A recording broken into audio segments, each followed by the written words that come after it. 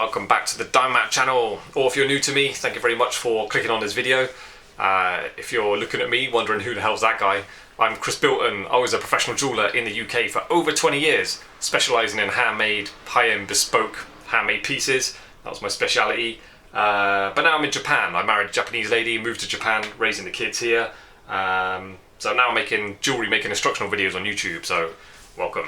Why not click like and subscribe if you're into that kind of thing. What are we doing today? Oh yeah, jump ring. I had a comment, someone asking about like what's a good way to make jump rings, and it's obviously not too much to talk about, but I just want to show really close up and really go in depth to how to work with jump rings. Because if you're a beginner or if you're learning to make jewellery, you might not have had that experience, and then you can it's one of those things, you can do it badly, you know, like if you find a cheap charm bracelet, if you actually look at the jump rings, the way they're soldered on, they're horrible, really common. They're just like, not even round, not even closed up, there's just blob of solder, like really horrible.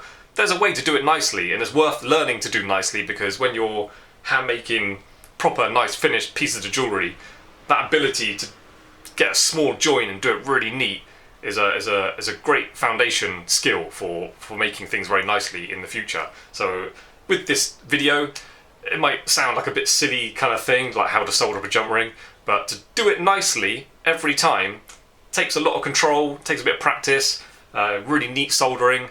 It's a worthwhile thing to practice if you haven't done it. Did I do a video on making jump rings? I think I did a while ago. I'll see if I can find it, if it exists, and I'll put a card on the screen now so you can go to that. So,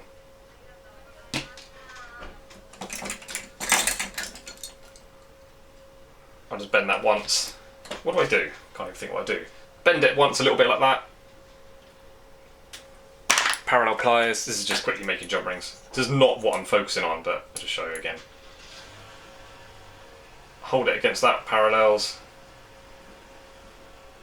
This is just making big jump rings. I would work a bit neater with less waste than that if I was working in gold or platinum. If I'm making one, I just wrap one around that, and then that's it. And it's very round, and if it's not quite perfect enough, I can put it on my little mini mandrel, this thing, or I can just punch it into collet punch, get it perfectly round. But you can do quite a good job just wrapping it around there once. Anyway, so I've got that now. Little coil, metal there. So now I'll just get it in a spot on the peg, just try and hold on to it. And it's preferable if you can cut through it without stopping. Hello, what's going on?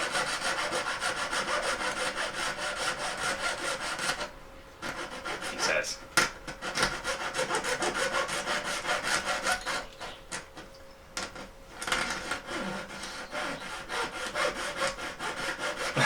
What's going on with the saw blade?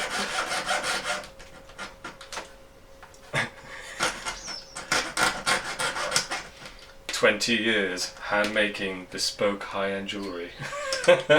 Next scene, struggling to cut through jump rings. So, I cut through them enough I could just pull them apart. So now I've got three jump rings. I don't think I'm going to need to use them all, showing you different stuff. So I like using parallel pliers for this, because you can hold on to it over quite a big distance of the jump ring. I've got two pairs. Where's my other pair? They were right in front of me. So yeah, I've got two pairs, and the reason why I like using two pairs of parallels is because I can hold onto the whole thing. So that gap at the bottom, that's where it's twisting. So it keeps the jump ring as straight as possible. If well, maybe I can use another one. If I used pliers like that, I mean, it's not going to be terrible doing it this way. If I just hold it at the tops near the join, when I'm twisting it, it's got all underneath to sort of flex around. So it's more likely to go in a bad shape. Just going to line it up a bit nicer. Yeah, it's a bit wobbly. Let me show you close up. I hope this is going to show up on screen nicely. This is the one I did with the pliers, holding it at the top. This is the one I did with the parallel pliers. Can you see? I don't know if you can see, look. If you look there, from there to there, where I was holding it, it's quite damaged. There's like flat sections and stuff on it. Can you see him? You can see him a bit there, look. This is the one with the parallel pliers. Very little damage because the pliers were parallel. They're holding it even pressure all the way across it. And then I only had that, it was only twisting from that little section at the bottom. So it's a nice shape, it's quite flat, and there's very little damage on it. So especially a round wire, keeps it nice and round. So I've lost the clip to my microphone, so I can't attach that to me. So let me put that there.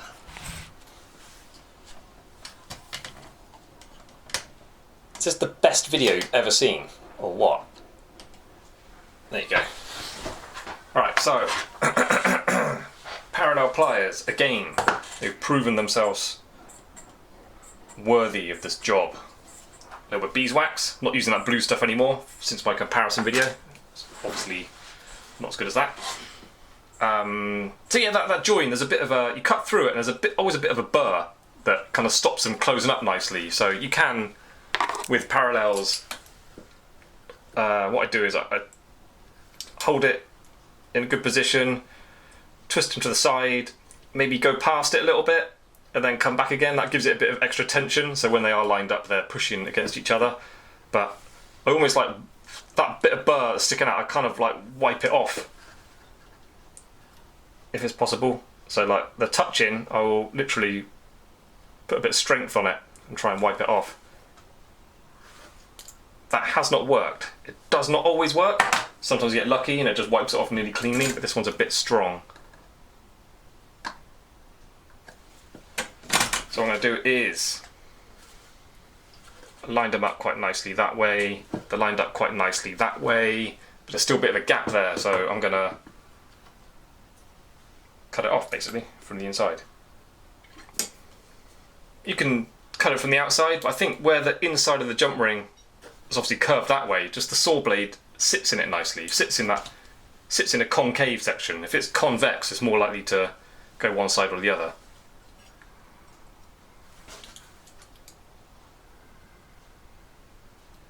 So I'm holding the parallels right across the side, nice and close to the join.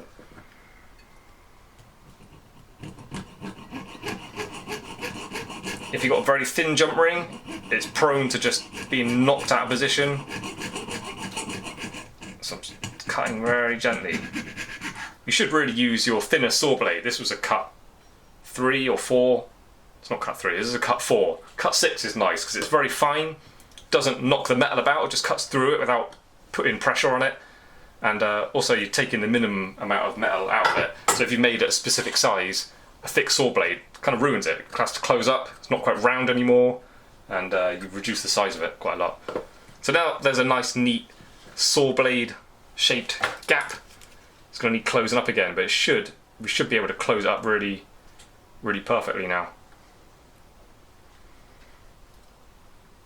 But putting a saw blade through it and accidentally reducing the size is obviously not good, but you can like weaponize it. If you need to reduce the size of a jump ring, it's a good way to do it neatly and easily. Just cut through the join again. So I'm looking at it closely. Things lined up well this way, but not quite that way.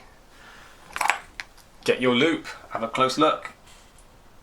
I've closed up really well, but only side to side. One side, this side's up a little bit.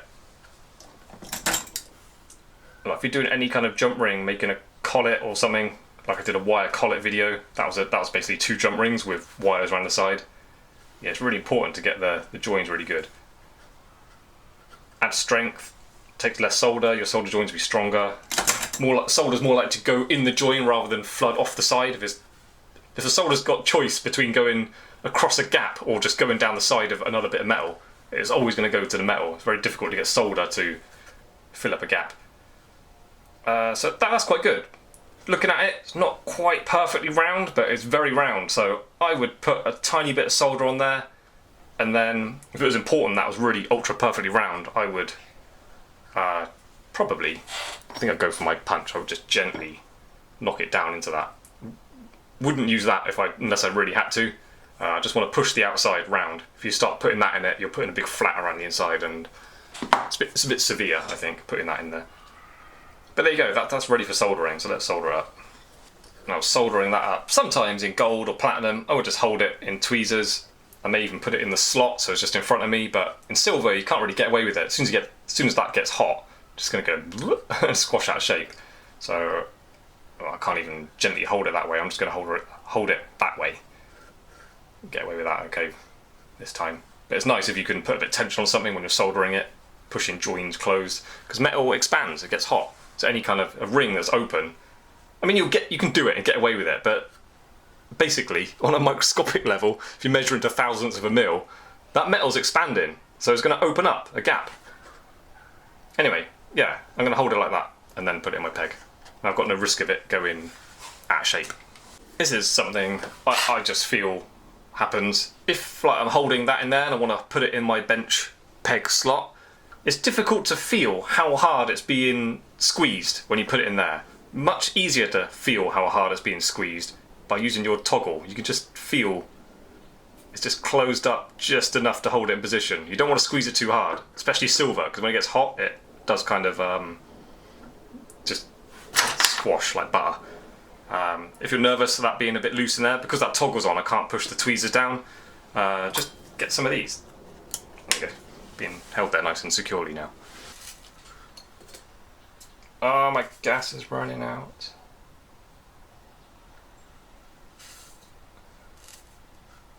Okay, I'm going to change my oxygen cylinder.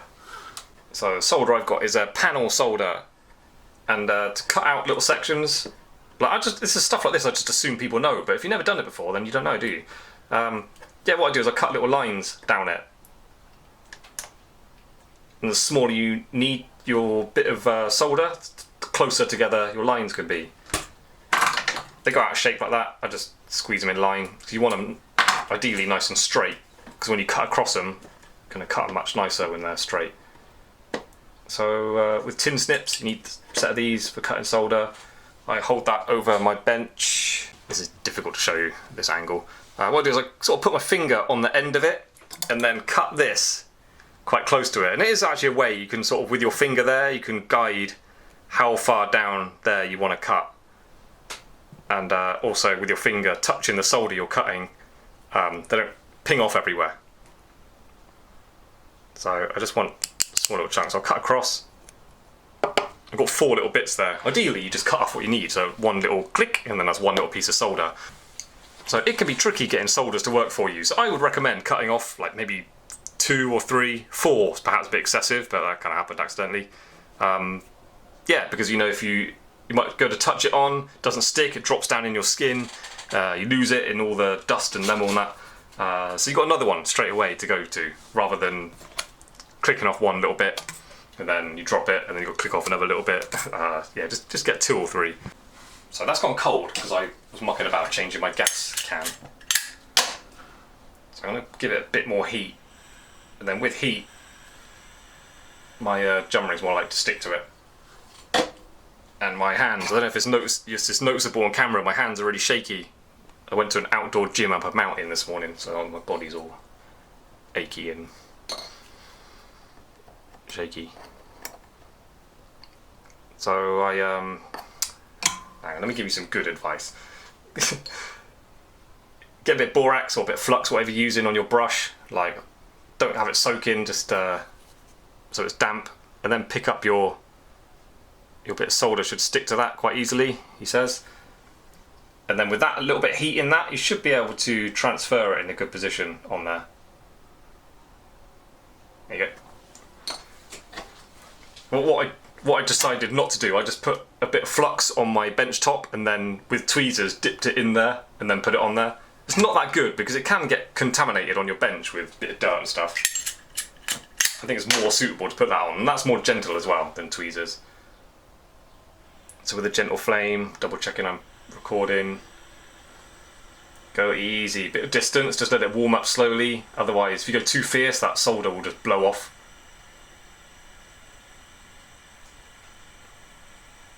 Trying to get heat around the back of that because this is silver.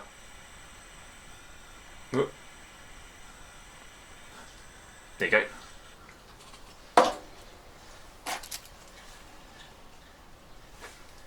Gone in there. It flooded over that side a little bit, but it went in the join, so that's alright.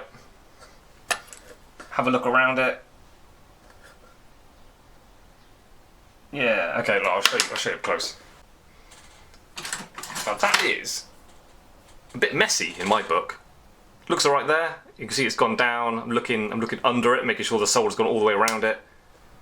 Checking at this side, but there's a bit of a blob there. That's a sign I put a bit too much solder on. Just a bit. I mean, I can clean that up, but that's a bit messy. For a charm on a charm bracelet, that's perfectly fine, but if I was making like a collet, that's like, I really want it to look like that all the way around, but I've got this blob on that side. So, I want to clean that up. Perhaps something like that I would touch with a needle file first. If you are going to file over a join, try to only file on top of the solder. You only want the solder reduced. If you start touching the metal, you're making it thinner in patches. That's no good. Rubber wheel will be good for getting rid of that. So after you've filed it, a little bit of scrap paper in your hands, you could rub over it gently. It's quite nice that against your thumb, because your thumb will just push into the shape of that, so there's no danger of putting any flat spots on there. Go on then, sonny boy, clean it up. Talking about how to do it, not showing it. So I'm holding that. Got quite a fresh, quite a fine tooth square needle file. Quite easy to control because it's square. You can roll it around. You can change its angles really nicely, really easily.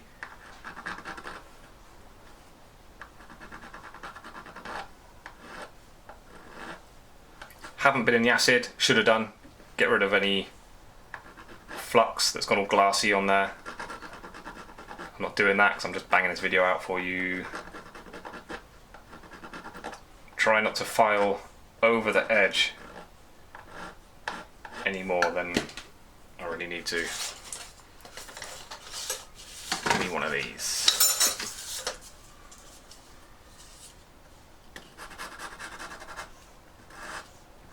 If you are going to use something like that on it, try to keep it moving the whole time. Okay, so I need to get that perfectly round again, and check this out, that's too big to go in that one, so I can't push it down in there, and obviously it's down below that top surface, so I can't hammer it down into that one, so I'm going to have to use this, which I said I didn't want to do, just to get it round. Don't need any power in this at all. I'll just say keep it horizontal, give it a gentle tap, keep a look at it, keep on looking at it as it goes down.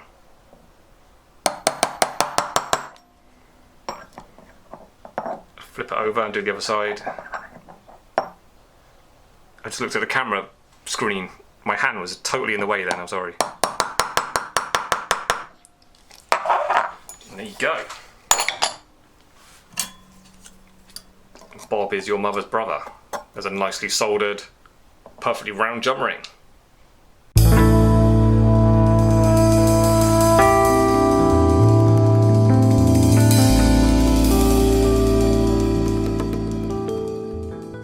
So there you go, ladies and gentlemen. Not quite as silly as you might think, a how to solder a jump ring video, because it is a foundation skill that you need to work on. It's not immediately easy, and it can be a frustrating job, because even after years experience, sometimes you have a bad day and you can't solder a jump ring. Like, you just can't. Like, solder goes one way and then you put a bit more on, it goes the other way. You're just like, what's going on? You will have days like that making jewellery. But I think it's worth practicing. Doing it neatly, not a lot of people can do it neatly. Their jump rings are always soldered up messily because they just simply never tried hard enough to get it really accurate and nice. And it's worth learning to do because it helps you out. Being able to do a jump ring neatly will help you out making collets nicely and finishing off proper, like, advanced, expensive jewellery in the future. Like, it's a foundation skill, so it's worth working on.